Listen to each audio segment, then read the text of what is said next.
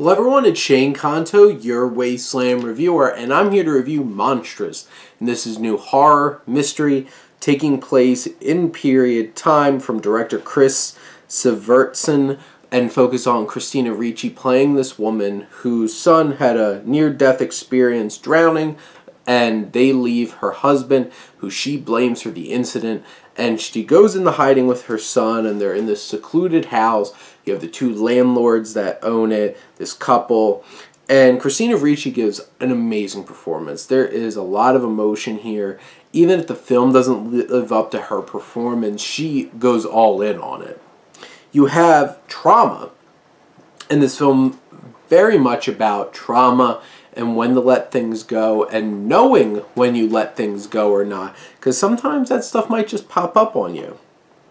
You have the creepy, unnerving design of this lady from the lake that like turns into like Alex Mack and just like this puddle moving around and going into places, but like it's pretty unnerving seeing it.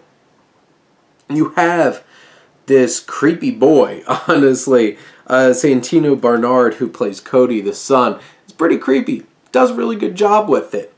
And you have the landlords who are just obnoxious, like the wife specifically is very obnoxious.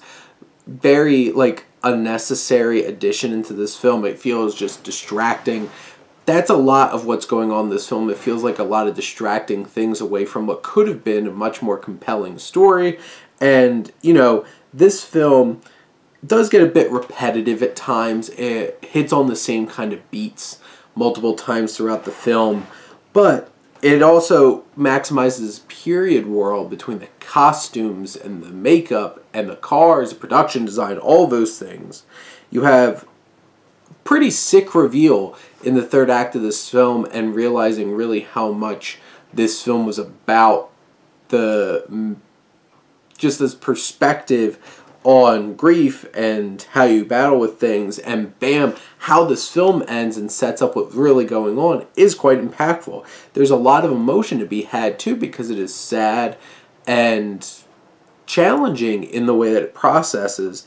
And in general, I feel like the third act of this film salvages it from just being very pedestrian, kind of like, don't need to watch it kind of thing, to like, okay, there's some elements here that I think works and makes me interested enough that potentially there might be more connection. But in the end, I think this is a solid horror mystery that has some good elements going.